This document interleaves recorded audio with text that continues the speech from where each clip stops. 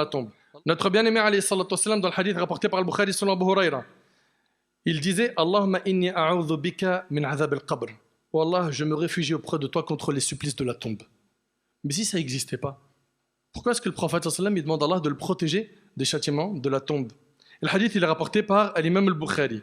Et l'imam Muslim rahimallah, a rapporté dans son sahih que Zayd ibn Thabit radiyallahu anhu a dit, tandis que le prophète sallam était sur sa mule, près d'un jardin, appartenant au Bani Najjar, et que nous étions en sa compagnie, la mule s'effraya. Écoutez bien, et imaginez la scène. La mule s'effraya et s'écarta du chemin. Elle faillit le désarçonner. Et voilà qu'il y avait 6, 5 ou 4 personnes enterrées. Il a dit, alayhi salatu wassalam, qui connaît ceux qui sont morts dans ces tombes? Un homme a répondu, moi. Le prophète sallallahu alayhi wa sallam a dit, quand sont-ils morts?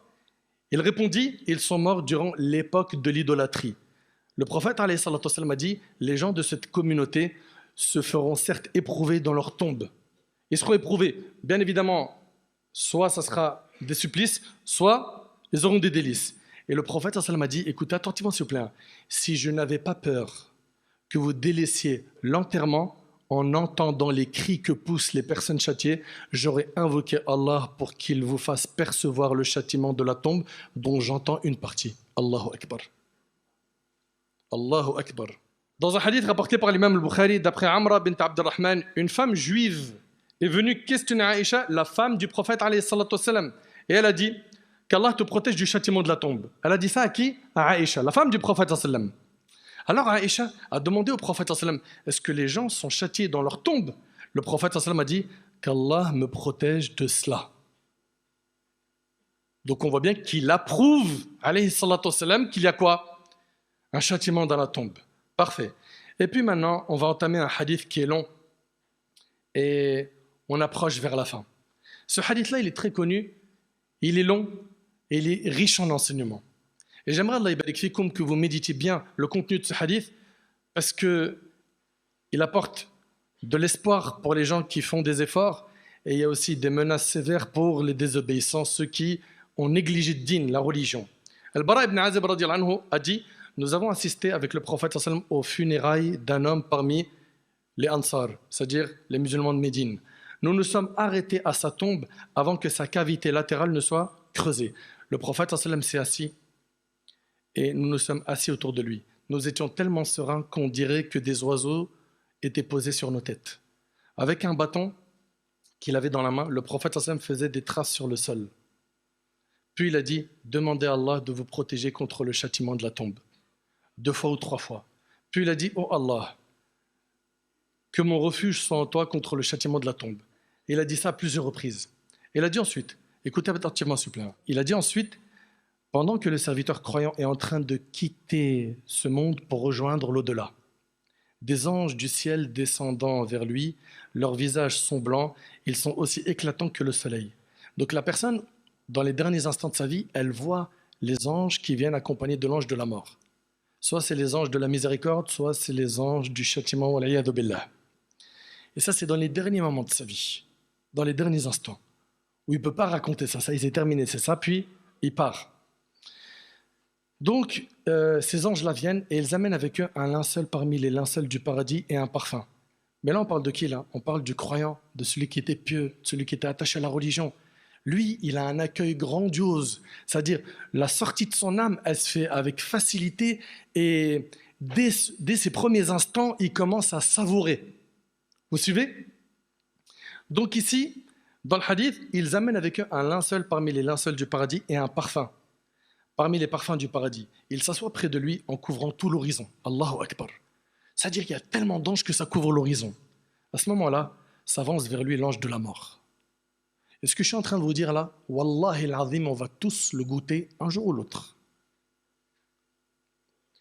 Il s'avance vers lui, qui l'ange de la mort, jusqu'à être près de sa tête et il lui dit « Ô toi l'âme pieuse, Allahu Akbar, Allahumma ja'alna min haoula ya Rabb. » Qu'Allah nous accorde d'entendre cela. Sors pour être accueilli par le pardon d'Allah et son contentement. Allah, il est satisfait de toi. Sors. T'imagines, ça c'est la sortie de l'âme, elle quitte le corps. Elle sort en glissant comme glisse la goutte d'eau du goulot du récipient pour être cueillie par l'ange de la mort. C'est-à-dire qu'elle sort facilement. Puis après, les anges qui sont entre le ciel et la terre, la bénisse et les portes du ciel lui sont ouvertes. Il n'y a pas de gardien d'une des portes du ciel sans qu'il n'implore Allah pour la faire gravir de leur côté. Quand l'ange de la mort la prend, il ne la laisse pas dans sa main. Qui? Les anges. Il ne la laisse pas dans sa main, même pas le temps d'un clin d'œil pour la mettre dans le linceul et dans le parfum. Un linceul du paradis, un parfum du paradis. Allah Ta'ala, il dit Tawaffathu rusuluna wa hum la yufarritun. C'est le secret de la parole divine. Nos messagers prennent son âme sans aucune négligence. Ensuite, se dégage d'elle un parfum aussi bon que la terre n'ait jamais connu. Mon frère, ma soeur, dites-moi s'il vous plaît, vous n'aimeriez pas être cette personne-là? Il ajouta, ils la font monter au ciel. Ils ne passent pas par un groupe d'anges sans que ces derniers ne disent « Quelle est cette bonne âme ?» Ils répondent « C'est un tel fils d'un tel » en évoquant ses plus beaux noms par lesquels il l'appelait dans cette vie. Lorsqu'il arrive au ciel le plus bas, il demande la permission de leur ouvrir donc la porte du ciel et les anges les plus proches d'Allah de chaque ciel. Donc il commence à monter. Allah tabarak wa ta'ala, il dit inscrivez le livre de mon Seigneur parmi Illiyoun. Kalla inna kitab al-abrari lafi Illiyin wa ma adraka ma Illiyoun kitabun marqoum yashhaduhu al-muqarrabun. Allah ta'ala, il dit qu'est-ce qui peut te faire comprendre Illiyoun? C'est un écrit gravé que contemple d'Allah rapproché. Parfait. C'est un écrit gravé que contemple de Dieu rapproché. On inscrit donc son livre parmi Illiyoun, puis il lui sera dit ramenez-le, donc ramenez cette âme à la terre, car c'est à partir d'elle qu'elle a été créée, c'est à partir d'elle qu'ils vont revenir, et d'une seconde fois je les ferai ressortir. Le prophète, il continue, il dit son âme est ramenée à son corps. Ok? À ce moment-là, 2 anges le feront asseoir et lui diront là il est dans sa tombe. Et ça, wallahi, qu'on ne va pas y échapper. Qui est ton Seigneur? Il dira mon Seigneur est Allah. Quelle est ta religion? Ma religion est l'islam. Que disais-tu au sujet de cet homme qui a été envoyé parmi vous? Il dira c'est qui? C'est le messager d'Allah. Qu'as-tu appris comme science? J'ai lu le livre d'Allah, j'y ai cru. Et là, subhanallah, ça c'est la concrétisation du verset. Allah dit yuthabbitullahu alladhina amanu bil qawli thabiti fil hayati dunya wa fil akhirah. Allah a affermi les croyants par la parole ferme dans la vie d'ici-bas et dans l'au-delà. Et là, à ce moment-là, il y a un héros du ciel qui va crier. Il va dire quoi? Mon serviteur a dit la vérité. Étalez-lui une couche du paradis. Habillez-le d'un vêtement du paradis. Une fois ouverte, son souffle apaisant et son odeur, c'est-à-dire qu'on va lui ouvrir un accès vers le Jannah. Il est dans sa tombe. Et il a un accès au paradis. Écoutez bien, une fois ouverte, son souffle apaisant et son odeur suave l'envahiront.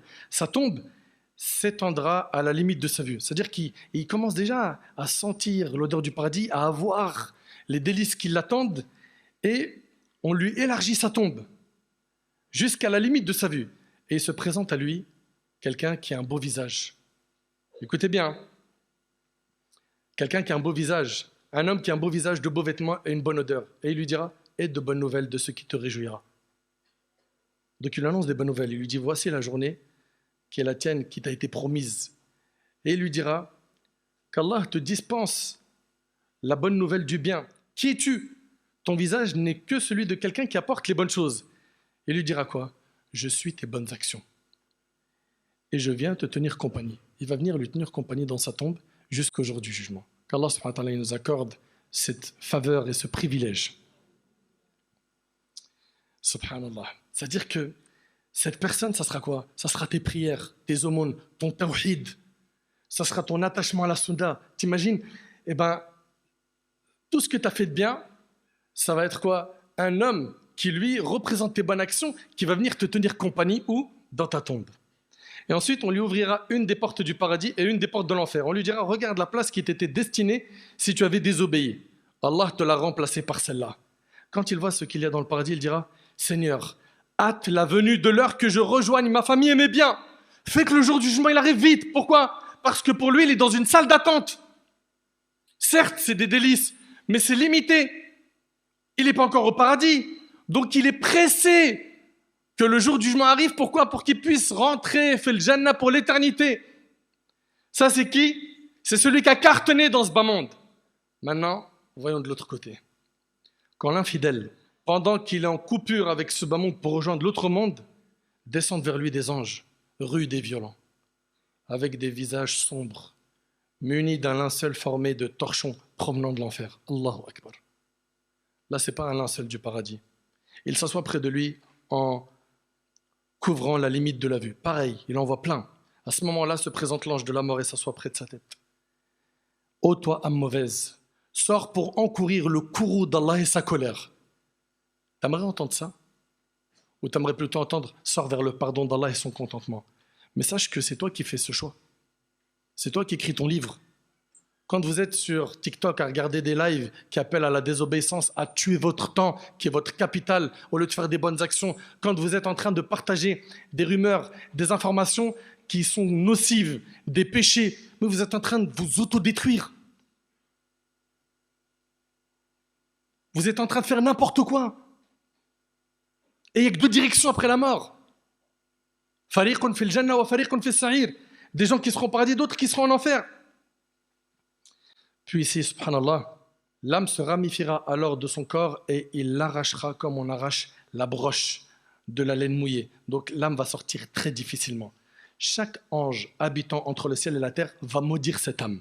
Alors que de l'autre côté, ce n'était pas le cas. Ainsi que chaque ange habitant le ciel, les portes du ciel se fermeront. Il n'y a pas de groupe d'anges gardiens des portes qui n'invoquent Dieu pour que son âme ne passe à côté de lui. Et dès que l'ange de la mort il l'apprend, ils ne la laisseront pas le temps d'un clin d'œil dans sa main pour la mettre dans ses torchons, qui viennent d'où? De l'enfer. Une odeur aussi désagréable que la pire des odeurs d'une charogne qu'on peut trouver sur cette terre se dégage d'elle. Allahu Akbar. Ensuite, ils la font monter. Ils ne passent pas près d'un groupe d'anges sans que ces derniers disent « Quelle est cette âme mauvaise ?» C'est un tel fils d'un tel en le désignant par les noms les plus mauvais par lesquels il l'appelait pendant qu'il était vivant. Arrivé au ciel le plus bas, on demandera la permission d'ouvrir, mais on ne leur ouvrira pas. Puis le prophète sallam récita Innal ladhina kazzabu bi ayatina wastakbaru anha la tufattahu lahum abwabu as-sama' wa la yadkhuluna al-janna hatta yalija al-jamalu fi sammi al-khiyat wa kadhalika najzi al-mujrimin. Allah subhanahu wa ta'ala donc ici nous dit il ne voit pas s'ouvrir les portes du ciel, pas plus qu'il n'entre au paradis jusqu'à ce que le chameau ne pénètre dans le chat d'une aiguille. Allah, le puissant, le glorifié dira inscrivez son livre parmi les Sijjin, dans la couche la plus profonde de la terre. Son âme est alors jetée du ciel jusqu'à tomber sur son corps. Puis le prophète sallam récita Hunafa'a lillah ghayr mushrikina bih wa man yushrik billah faka'annama kharra min as-sama' fatakhtafuhu at-tayr aw tahwi bihi ar-rih fi makanin sahiq. Celui qui associe Allah, c'est comme s'il dégringolait du ciel et qu'alors un oiseau le happe ou que le vent l'abîme en un lieu perdu. Son âme est ensuite ramenée à son corps. Et là, à ce moment-là, deux anges, sévères, le grondent, le font asseoir et lui disent, qui est ton Seigneur? Et là, il dit quoi? Je ne sais pas. Je ne sais pas. Je ne sais pas pourquoi. Parce que sur terre, il n'a pas appris qui était son Seigneur.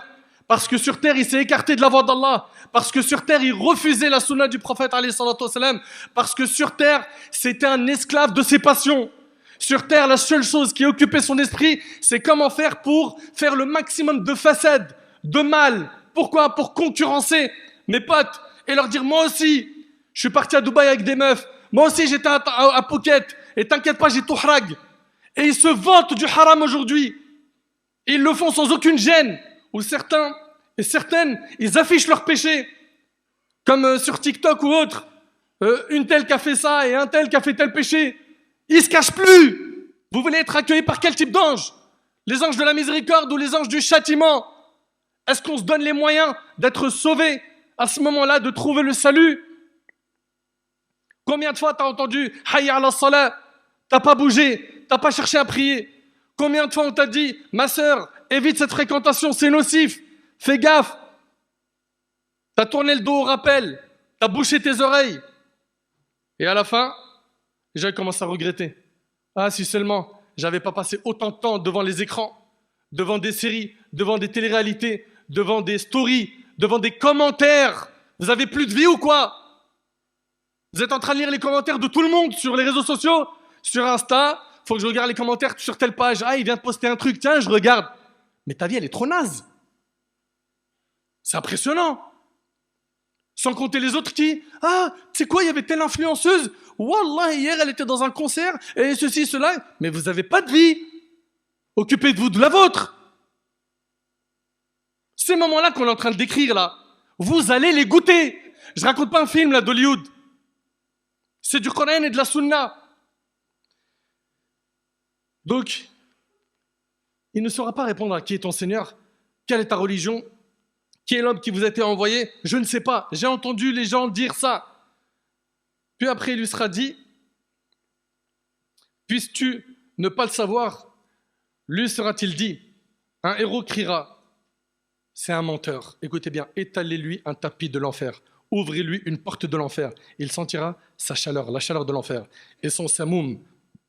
Et la tombe se resserra contre lui jusqu'à ce que ses côtes s'entrecroisent. L'autre, il avait une tombe élargique et immense. Et lui, ses os, ils vont se mélanger, il va s'écraser à l'intérieur de cette tombe. Il va être écrasé à l'intérieur de cette tombe. Ensuite, viendra vers lui un homme très laid qui porte des mauvais vêtements. Il sent mauvais, à votre avis, c'est qui? C'est ses mauvaises actions.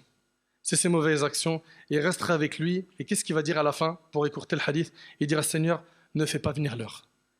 Si déjà c'est difficile maintenant, je ne veux pas voir la suite. Et le prophète, alayhi salatu wassalam, il a dit que la tombe, c'est la première station du jour du jugement. Si cette étape, elle est facile, ce qui viendra après sera facile. Et si cette étape est difficile, ce qui viendra après sera difficile. Mes chers frères, mes chères sœurs, rapidement, qu'est-ce qui fait en sorte que les gens peuvent avoir des châtiments dans leur tombe? Un, le fait de colporter. Et ça, on l'a vu tout à l'heure dans le hadith. Okay? Aussi, le fait de ne pas faire attention à l'urine quand on fait nos besoins et de ne pas se cacher. Également, il y a quoi? Il y a la fornication, le mensonge, le riba, le fait de délaisser le Coran, okay? Le vol. Et pour cela, j'avais fait une vidéo qui s'appelle « Les 4 châtiments de la tombe ». Okay? J'avais fait une vidéo qui s'appelle « Le hadith des 4 châtiments de la tombe ». Vous pouvez l'écouter pour que je puisse, Inch'Allah, écourter et avancer. Donc, toutes ces choses-là, la médisance, parler sur le dos de quelqu'un, salir l'honneur de quelqu'un, comme aujourd'hui on le voit partout sur le net, eh ben ça, c'est des causes de châtiment de la tombe. Maintenant, vous allez me dire, mais comment faire pour être sauvé? Eh bien, très rapidement, si tu veux être sauvé du châtiment de la tombe et ne connaître que les délices, apprends à être droit dans ta pratique religieuse. Sois droit, istaqim. Sois droit, prends le chemin de la droiture, prends pas les chemins de l'égarement. Même si tu seras très peu accompagné, parce qu'il n'y a pas beaucoup de gens qui sont dans le din et qui tiennent bien à la religion. Même si tu es seul, parce qu'autour de toi, les gens ils sont tous dans la désobéissance. Accroche-toi même seul. Accroche-toi. Ce qui se joue après la mort, wallahi al-azim, c'est grand. Croyez pas que c'est de la blague ce qu'on est en train de voir là. C'est pour ça qu'il faut dès maintenant faire des choix de vie et avoir une personnalité forte. C'est pas n'importe qui m'impose un péché, j'ai peur du regard des gens, donc je fonds dans la masse. Et c'est ce qu'on voit de plus en plus aujourd'hui, au lycée, à la fac, etc. Pourquoi tu fais ça? Frère, si je fais pas ça, si je me range pas, ils vont me marginaliser. Ils vont me dire, ouais, t'es ceci, t'es cela, t'es un bouffon. Et la panoplie de paroles avec lesquelles on les accuse. Reste ferme et sois solide, indétournable.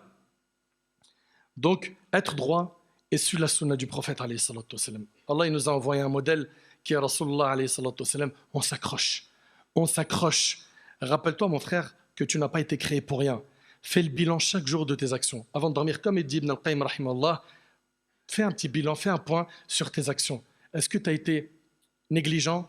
Demande à Allah le pardon. Est-ce que tu as fait des bonnes actions à ce moment-là? Dis-toi, est-ce que j'aurais pu en faire plus ou pas? Et subhanallah, si tu meurs avec un repentir sincère, après avoir fait muhasabat al-nafs, un bilan sur tes actions, bi'idhnillah, tu vas au paradis.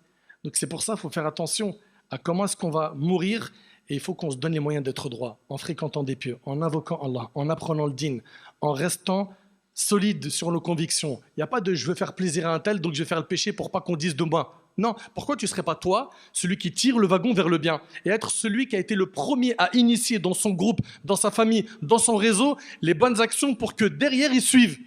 Pourquoi non? Nous on tire que les mauvaises locomotives, celles qui mènent à l'égarement et au péché. Pourquoi? Jusqu'à quand vous avez peur du regard des gens? Et le regard d'Allah dans tout ça, vous adorez qui? Vous allez rendre des comptes à qui? Aux humains ou à Allah?